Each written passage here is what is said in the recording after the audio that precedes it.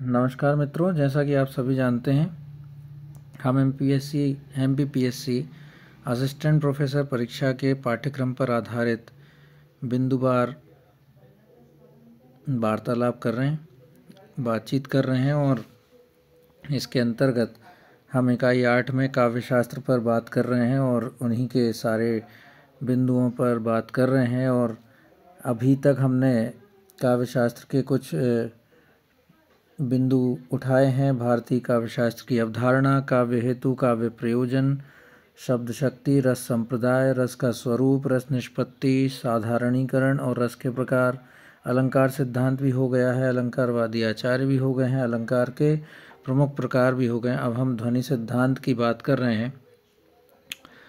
तो थोड़ी बहुत रिसर्च के बाद में ये नोट्स मिले हैं मुझे डॉक्टर राजकुमार सिंह जी के। ये SBSS कॉलेज बेगूसराय में सहायक आचार्य हैं। उनके इस नोट्स के आधार पर हम बातचीत करेंगे और ध्वनि सिद्धांत क्या होता है इसको समझने का प्रयास करेंगे। तो आइए चलिए हम बिना समय गवाए इस पर बात करते हैं। ध्वनि संप्रदाय क्या होता है, ध्वनि सिद्धांत क्या होता है, ध्वनि संप्रदाय क्या होता है, ये सब बातचीत हम करेंगे। भारतीय काव्यशास्त्र में ध्वनि संप्रदाय का महत्वपूर्ण स्थान है। ध्वनि सिद्धांत को व्यवस्थित करने का श्रेय आनंदवर्धन को जाता है, बहुत महत्वपूर्ण है। ध्वनि सिद्धांत किसने व्यवस्थित किया या प्रवर्तित किया? ध्वनि सिद्धांत आनंदवर्धन ने प्रवर्तित किया या व्यवस्थित किया। उनके ग्रंथ का नाम क्या है? ध्वन्यालोक है। ध्वन्यालोक में ध्वनि सिद्धांत की उन्होंने स्थापना की है। ध्वनि सिद्धांत से पहले काव्यशास्त्र में 3 महत्वपूर्ण सिद्धांत अलंकार, रस और रीति का प्रवर्तन हो चुका था। अतः ध्वनि सिद्धांत के अंतर्गत प्रबल और पुष्ट तर्कों के आधार पर ध्वनि की काव्य की आत्मा स्वीकार करते हुए उक्त सभी सिद्धांतों का पुनः मूल्यांकन किया गया। अब इससे प्रश्न क्या उठता है कि ध्वनि सिद्धांत किसने प्रारंभ किया? आनंदवर्धन ने। और आनंदवर्धन के जो ग्रंथ का नाम क्या है? वो ध्वन्यालोक है। और इसमें उन्होंने काव्य की आत्मा किसे स्वीकार किया है? ध्वनि को। ध्वनि का अर्थ और स्वरूप क्या है? आनंदवर्धन के अनुसार जहाँ अर्थ स्वयं को तथा शब्द अभिधेय अर्थ को गौण करके प्रतीयमान को प्रकाशित करता है, उस काव्य विशेष को विद्वानों ने ध्वनि काव्य कहा है। फिर से पढ़ते हैं। जहाँ अर्थ स्वयं को तथा शब्द अभिधेय अर्थ को गौण करके प्रतीयमान को प्रकाशित करता है, उस काव्य के विशेष को विद्वानों ने ध्वनि काव्य कहा है। इसका अभिप्राय यह है कि ध्वनि में व्यंग्यार्थ या प्रतीयमान अर्थ का होना ही पर्याप्त नहीं है, अपितु प्रतीयमान अर्थ का वाच्यार्थ से अधिक महत्वपूर्ण होना आवश्यक है। सरल शब्दों में यह कहा जा सकता है कि जहाँ व्यंग्यार्थ प्रमुख हो और वाच्यार्थ गौण हो, वहीं ध्वनि मानी जा सकती है। अतः उदाहरण के लिए भी देखा जाए तो माली आवत देख के कलियन करें पुकार, फूली फूलें चुन लिए काली हमारी बार। यह माली और कली वाला अर्थ वाच्यार्थ है जो गौण है, जबकि जीवन की क्षणभंगुरता को व्यंजित करने वाला अर्थ व्यंग्यार्थ है, वह ही प्रमुख है। व्यंग्यार्थ की प्रमुखता के कारण यह ध्वनि काव्य कहलाएगा। यह कलियों के माध्यम से क्षणभंगुरता बताई गई है। इस आधार पर इसको उन्होंने समझाया है। आनंदवर्धन के काव्य ने 3 काव्य के भेद दिए हैं। वो काव्य कौन कौन से हैं, भेद कौन कौन से हैं? ध्वनि काव्य, गुणीभूत व्यंग्य काव्य और चित्र काव्य। ध्वनि काव्य क्या कहलाता है? जहाँ व्यंग्यार्थ वाच्यार्थ से सुंदर हो वहाँ ध्वनि काव्य होता है। जहाँ वाच्यार्थ की तुलना में व्यंग्यार्थ कम सुंदर हो वहाँ गुणीभूत काव्य होता है। और जहाँ केवल वाच्यार्थ होता है उसे चित्र काव्य कहते हैं। इन तीनों प्रकार के काव्यों को उन्होंने क्रमशः उत्तम, मध्यम और अधम कोटि का माना है। अर्थात उत्तम किसको माना है? ध्वनि काव्य को माना है। मध्यम किसको माना है? उन्होंने गुणीभूत व्यंग्य काव्य को माना है। और अधम किसको माना है? उन्होंने अधम माना है चित्र काव्य को। 3 काव्य के उन्होंने प्रकार बताए थे, ध्वनि, गुणीभूत व्यंग्य काव्य और चित्र काव्य। ध्वनि काव्य का उदाहरण उपर्युक्त दोहा है। कौन सा दोहा है बताया उन्होंने। अब गुणीभूत कली माली आवत देख के कलियन करे पुकार, फूली फूली चुन लिए काली हमारी बार, वह ध्वनि काव्य का उदाहरण है। व्यंग्य एवं चित्र काव्य के उदाहरण यहाँ दिए जा रहे हैं। गुणीभूत व्यंग्य जो है उसका उदाहरण है, अनदेखें देखन चहें, देखें बिचरन गीत, देखें बिन देखे हूँ पे, तुम सो सुख नहीं मीत। कोई नवयुवती अपने प्रिय से कह रही है कि आपके दिखाई न देने पर दर्शन की उत्कंठा बनी रहती है और दर्शन होने पर वियोग का भय व्याप्त हो जाता है। कितना प्यारी बात कही है। अतः मुझे तो दोनों ही स्थितियां कष्टकारक हैं। व्यंग्यार्थ अर्थ है कि आप अन्यत्र गमन त्याग कर सदैव मेरे पास रहें, यह इसका मुख्य अर्थ है। और वह जो प्रिय से कह रही है उसका जो वियोग है वो उस भय से वो कभी पीड़ित ना हो। चित्र काव्य क्या है, तो परवारों उर्वशी सुन राधिके सुजान, तू मोहन के उर्वशी है होए उर्वशी समान। हे राधा, तेरे ऊपर तो उर्वशी नामक अप्सरा भी न्योछावर की जा सकती है, अर्थात तू उर्वशी से भी अधिक सुंदर है। इसलिए कृष्ण ने हृदय में उर्वशी नामक आभूषण की तरह सुशोभित हो रही है। इसमें कवि का सारा ध्यान यमक अलंकार पर केंद्रित है। उर्वशी का 3 बार अलग अलग अर्थों में प्रयोग यहाँ यमक अलंकार को दर्शाता है, पर व्यंग्यार्थ नहीं। अतः यह चित्र काव्य का उदाहरण है। प्रतीयमान अर्थ क्या होता है। काव्य शास्त्र में 3 शब्द शक्तियों का उल्लेख किया गया है, अभिधा, लक्षणा और व्यंजना। इनमें से व्यंजना का संबंध ध्वनि से है। शब्द शक्तियों के माध्यम से एक प्रश्न उठ सकता है यहाँ पे कि ध्वनि काव्य किस शब्द शक्ति से सबसे ज़्यादा प्रभावित होता है या सबसे ज़्यादा क्या संबंधित होता है, वह पूछा जा सकता है। तो व्यंजना से। व्यंजना शब्द शक्ति है जो मुख्यार्थ या लक्ष्यार्थ के झीने पर्दे में छिपे हुए व्यंग्यार्थ को स्पष्ट कर काव्य के वास्तविक लावण्य को व्यक्त करती है। व्यंजना से व्यक्त अर्थ को व्यंग्यार्थ या प्रतीयमान अर्थ कहा जाता है। आनंदवर्धन ने प्रतीयमान अर्थ की प्रशंसा करते हुए इसे ही काव्य की आत्मा स्वीकार किया है। आनंदवर्धन ने प्रतीयमान अर्थ की प्रशंसा करते हुए या व्यंग्यार्थ अर्थ की प्रशंसा करते हुए इसे ही काव्य की आत्मा स्वीकार किया है। उनके अनुसार प्रतीयमानम पुनरन्य देव वसव्यस्ति वाणिषु महाकवीनाम यत्तत्प्रसिद्धा वैवातिरिक्तं विभाति लावण्यमिवांगनासु। अर्थात प्रतिमान अर्थ कुछ और ही वस्तु है जो रमणियों के प्रसिद्ध अवयवों मुख और नेत्र आदि से भिन्न लावण्य के समान महाकवियों की वाणी में भाषित होता है। ध्वनि संप्रदाय का विकास क्या है यह भी हम पढ़ लेते हैं। यद्यपि आनंदवर्धन ने ध्वन्यालोक में इस बात को स्वीकार किया है कि ध्वनि सिद्धांत की परंपरा उनसे पहले भी वर्तमान थी, अर्थात उनसे पहले भी इस पर बात की जा चुकी है, किंतु उसके पुष्ट प्रमाण न मिलने के कारण हम आनंदवर्धन को ही ध्वनि सिद्धांत का प्रथम आचार्य मानते हैं। उन्होंने अपने ग्रंथ ध्वन्यालोक में ध्वनि सिद्धांत का विस्तृत विवेचन करते हुए ध्वनि को काव्य की आत्मा सिद्ध किया है। व्यंजना को ध्वनि का आधारभूत तत्व मानते हुए आनंदवर्धन ने व्यंजना के मूल में अभिधा और लक्षणा दोनों शक्तियों को माना है। आनंदवर्धन ने व्यंजना के मूल में अभिधा और लक्षणा दोनों शक्तियों को माना है और इसी आधार पर उन्होंने ध्वनि के 2 भेद किए हैं, अभिधा मूल ध्वनि और लक्षणा मूल ध्वनि। ध्वनि के 2 भेद कौन कौन से किए हैं आनंदवर्धन ने, यह आपको पता करना है, पढ़ना है। कौन सा है, एक तो अभिधा मूल ध्वनि और लक्षणा मूल ध्वनि। बहुत सरल है क्योंकि अभिधा और लक्षणा इसके मूल में है, तो ध्वनि के मूल में जो है वो उसके प्रकार भी हो गए, भेद भी हो गए, इसी को याद कर लीजिएगा, अभिधा मूल ध्वनि और लक्षणा मूल ध्वनि। आनंदवर्धन अलंकार, रस, रीति आदि सभी के मूल में ध्वनि को ही स्वीकार करते हैं और ध्वनि काव्य को ही उत्तम काव्य मानते हैं। इनके बाद किन्होंने इस पर बात की, अभिनव गुप्त ने बात की। अभिनव गुप्त ने ध्वन्यालोक की टीका ध्वन्यालोक लोचन, ध्वन्यालोक लोचन, ध्वन्यालोक तो आपको पता ही है किसका था, आनंदवर्धन का था। ध्वन्यालोक लोचन किसने लिखी, इस पर टीका कहलाई है। किसकी टीका है ये, ध्वन्यालोक की टीका है।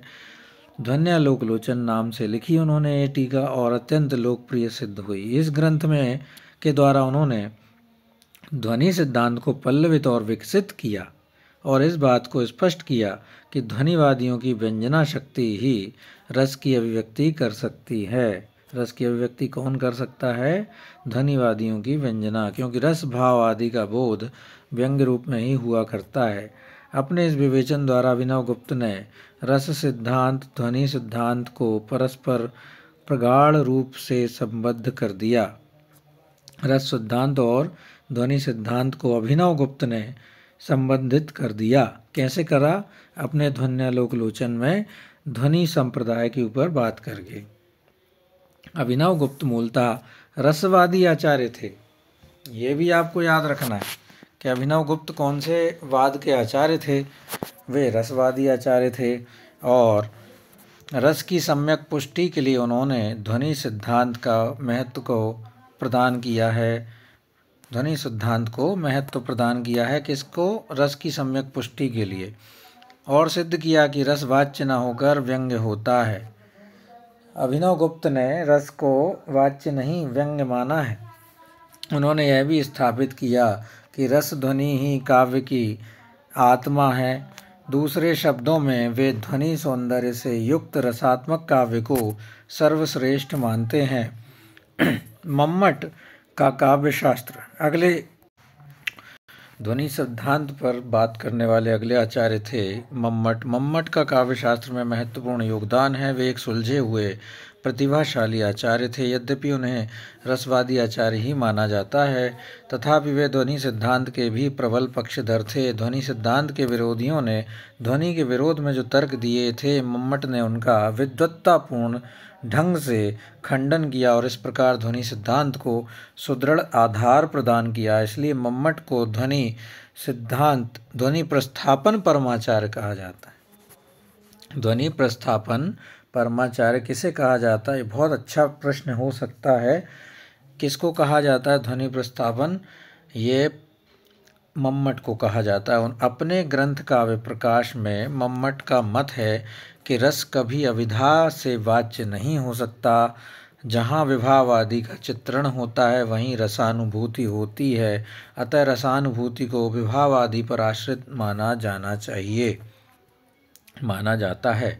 श्रृंगार आदि पदों पर नहीं। किस पर आश्रित होना चाहिए, रसानुभूति को विभाव आदि पर आश्रित माना जाता है, श्रृंगार आदि पदों पर नहीं। इससे यह स्पष्ट है कि प्रतीति के लिए व्यंजना का अस्तित्व मानना आवश्यक है।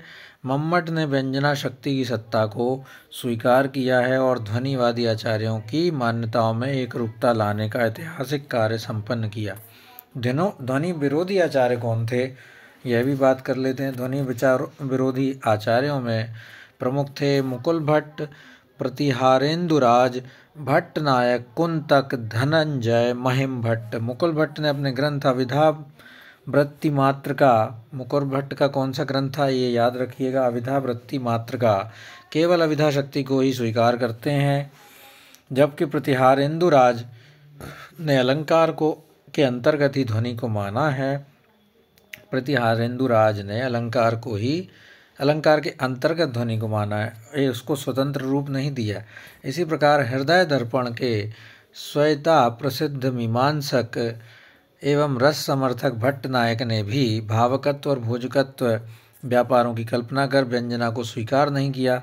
महिम भट्ट ने ध्वनि सिद्धांत का विरोध करने के लिए व्यक्ति विवेक नामक रचना की है। महिम भट्ट का ग्रंथ कौन सा है, व्यक्ति विवेक, जिसमें वे ध्वनि विरोधी तत्व प्रदर्शित करते हैं, प्रस्तुत करते हैं। उनकी मान्यता है कि ध्वनि कोई पृथक वस्तु नहीं अपितु वह अनुमान का ही एक भेद है। ध्वन्यालोक में ध्वनि के जो उदाहरण दिए गए हैं उन्हें महिम भट्ट ने अनुमान सिद्ध किया है। किसने अनुमान सिद्ध किया है, महिम भट्ट ने। प्रश्न बन सकता है कि ध्वन्यालोक जो है, जो हमारे आनंदवर्धन जी की रचना है ध्वन्यालोक, उसमें ध्वनि के जो उदाहरण है उन्हें अनुमान किसने सिद्ध किया, या फिर महिम भट्ट ने किया, और महिम भट्ट ने क्या सिद्ध किया उदाहरणों को, उनको अनुमान सिद्ध किया। महिम भट्ट की मान्यता है कि प्रतीयमान अर्थ तो अनुमान पर आधारित होता है और अनुमान के आधार पर किसी भी कथा के अनेक अर्थ हो सकते हैं, फिर इन अनुमानित अर्थों को प्रमुख कैसे माना जा सकता है। यही कारण है कि वे अविधा को ही स्वीकार करते हैं और ध्वनि का खंडन करते हैं। ध्वनि के सामान्यतः दो भेद किए गए हैं, अविधा मूला ध्वनि और लक्षणा मूला ध्वनि। अभी पढ़ा था हमने। अविधा मूला ध्वनि में अविधेयार्थ से व्यंग्यार्थ ध्वनित होता है, जबकि लक्षणा मूला ध्वनि में लक्ष्यार्थ से व्यंग्यार्थ होता है। सीधा सीधा है, शाब्दिक के हिसाब से रख सकते हैं, अविधेयार्थ से व्यंग्यार्थ और लक्षणा से लक्ष्यार्थ। अविधा मूलक ध्वनि में पुनः दो वर्गों में बांटा गया है, असंलक्ष्य और संलक्ष्य क्रम ध्वनि। असंलक्ष्य और संलक्ष्य क्रम ध्वनि, जहाँ वाच्यार्थ के साथ साथ ही व्यंग्यार्थ ध्वनित होता है, दोनों के बीच समय का अंतराल प्रतीत नहीं होता, वहाँ असंलक्ष्य क्रम ध्वनि होती है। जबकि वाच्यार्थ और व्यंग्यार्थ की प्रतीति में समय का अंतराल होने पर संलक्ष्य क्रम ध्वनि होती है। आनंदवर्धन ने ध्वनि के तीन भेद किए हैं, रस ध्वनि, अलंकार ध्वनि और वस्तु ध्वनि। आनंदवर्धन ने ध्वनि के कितने भेद किए हैं तो आपको याद रखना है, तीन भेद हैं और उनके नाम क्या हैं, रस ध्वनि, अलंकार ध्वनि और वस्तु ध्वनि। रस और अलंकार तो आप याद रख लेंगे, एक ये जरूर याद रखना आपको, वस्तु ध्वनि। इनमें से रस ध्वनि को ध्वनि संप्रदाय में सर्वाधिक महत्वपूर्ण स्थान दिया गया है। वस्तु ध्वनि में कथ्य व्यंग्य रूप में होता है तथा वाच्यार्थ के माध्यम से व्यंग्यार्थ का बोध होता है। वाच्यार्थ के माध्यम से व्यंग्यार्थ का बोध किसमें होता है, वस्तु ध्वनि। तेक वसुधा का यौवन भार गूंज उठता है जब मधुमास, पंत ने लिखा है। पृथ्वी के यौवन को देखकर वसंत भ्रमरों के रूप में गुंजार करने लगता है, यह मुख्यार्थ है। इससे व्यंजित होने वाला अर्थ है कि नायिका के यौवन को देखकर नायक आनंदित हो उठता है। यह किसका उदाहरण है, वस्तु ध्वनि का उदाहरण है। इसमें वाच्यार्थ के माध्यम से व्यंग्यार्थ का बोध होता है। अलंकार ध्वनि वस्तुतः अलंकार पर आधारित व्यंजना है। व्यंग्यार्थ की प्रतीति अलंकार पर आधृत होती है। व्यंग्यार्थ की प्रतीति अलंकार पर आधृत होती है। मानहु विधितन अच्छ छवि, स्वच्छ राखवे काज, द्रग पग पोंछन को करे, भूषण पायन दाज। बिहारी ने लिखा है, मानव विधाता ने नायिका के स्वच्छ शरीर को स्वच्छ ही बनाए रखने के लिए आभूषणों का पायदाज बनाया है, जिससे शरीर पर पड़ने से पहले देखने वाले के नेत्रों में लगी वासना की गंदगी पहले ही साफ हो जाए। कितना प्यारा दोहा है। मानव विदितन अच्छ छवि, स्वच्छ राखिवे काज, द्रग पग पोंछन को करे, भूषण पायन दाज। यहाँ उत्प्रेक्षा के माध्यम से नायिका के सौंदर्य की वृंजना है, अतः अलंकार ध्वनि है। अलंकार ध्वनि कहाँ पर है, इसका उदाहरण यह है, मानव विदितन अच्छ छवि, स्वच्छ राखिवे काज, द्रग पग पोंछन को करे, भूषण पायन दाज। इस पद्धति में व्यंग्यार्थ की प्रतीति वाच्यार्थ के साथ तुरंत ही होती है। यथा सीता हरण तात जनी कैसे होती है, अलंकार ध्वनि में कैसा होता है, क्षमा कीजिए हमने उदाहरण गलत दे दिया।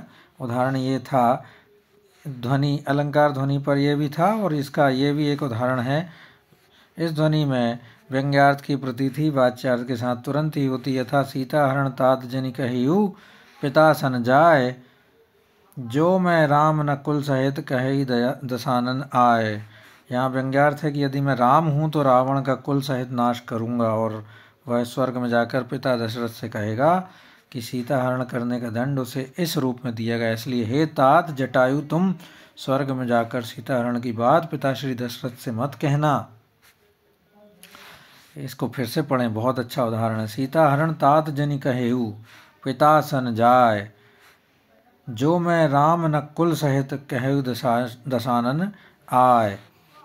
रस ध्वनि की ही काव्य में सर्वश्रेष्ठ मानी गई है। ध्वनिवादी यह तो स्वीकार करते हैं कि रस श्रेष्ठतम काव्य तत्व है, पर वे काव्य की आत्मा के पद पर ध्वनि को ही प्रतिष्ठित करते हैं। वस्तुतः ध्वनि के सैकड़ों भेदोपभेद किए गए हैं, जिससे यह संप्रदाय अत्यंत व्यापक रूप से विचार विमर्श का विषय बना। काव्य की आत्मा ध्वनि के रूप में कैसी है, यह भी बात कर ली जाए। ध्वनि सिद्धांत निश्चय ही अलंकार, रीति, वक्रोक्ति सिद्धांतों से अधिक व्यापक है तथा इसका विवेचन भी सूक्ष्माति सूक्ष्म रूप से किया गया है। ध्वनि को काव्य का प्राण तत्व स्वीकार करते हुए ध्वनि संप्रदाय के प्रवर्तक आचार्य आनंदवर्धन कहते हैं, काव्यस्य आत्मा ध्वनि रीति ही। आनंदवर्धन ने क्या कहा है, ये पंक्ति आपको याद रखना पड़ेगा, ये सूक्ति आप याद रखिए। उन्होंने प्राण तत्व किसको स्वीकार किया है, ध्वनि को। किसकी? काव्य की। और ध्वनि के संप्रदाय के प्रवर्तक आचार्य कौन है? आनंदवर्धन है। काव्यस्य आत्मा ध्वनि रीति ही, अर्थात काव्य की आत्मा ध्वनि है। अन्य आचार्यों ने ध्वनि को रस व्यंजना का माध्यम मात्र माना है। अन्य जो आचार्य हैं ध्वनि को रस व्यंजना का माध्यम मात्र माना है। वे ध्वनि के स्थान पर रस को वरीयता देते हैं, प्राथमिकता देते हैं। वस्तुतः ध्वनि सिद्धांत ने इस सिद्धांत के रहस्य को खोल दिया है, अतः इसे इस सिद्धांत का पूरक ही कहना चाहिए। आनंदवर्धन ने भी रस ध्वनि को सर्वश्रेष्ठ माना है, इस प्रकार वे भी रस के महत्व को नकार नहीं सके। अभिनव गुप्त ने तो रस और ध्वनि का ऐसा समन्वय किया है कि परवर्ती आचार्यों ने ध्वनि युक्त सरस काव्य को ही सर्वश्रेष्ठ कहा है। ध्वनि युक्त सरस काव्य को ही श्रेष्ठ कहने का श्रेय किसको दिया जाना चाहिए? अभिनव गुप्त को दिया जाना चाहिए। उन्होंने इतना अच्छी टिप्पणी लिखी है ध्वन्यालोक लोचन कि उससे अन्य परवर्ती आचार्य जो हैं उन्होंने ध्वनि और ध्वनि रस से ध्वनि युक्त सरस काव्य को ही सर्वश्रेष्ठ कहा है। आने वाले आचार्यों ने ध्वनि द्वारा रस की ही अभिव्यंजना की जाती है, अतः काव्य की आत्मा रस ही है। हाँ, ध्वनि उसकी साधिका अवश्य मानी जा सकती है। कितना प्यारी पंक्ति लिखी है राजकुमार सिंह जी ने। अतः काव्य की आत्मा रस ही है, हाँ, ध्वनि उसकी साधिका अवश्य मानी जा सकती है। तो मित्रों, यह था ध्वनि सिद्धांत। आपको कैसा लगा? इसको पढ़ने में आप और मैं दोनों साथ पढ़ रहे हैं, बस बातचीत की है हमने। आपको कैसा लगा? ये नोट्स आप पढ़ें, बहुत प्यारे नोट्स हैं। अगले वीडियो में फिर से हम प्रस्तुत करेंगे कोई नया टॉपिक। तब तक के लिए धन्यवाद।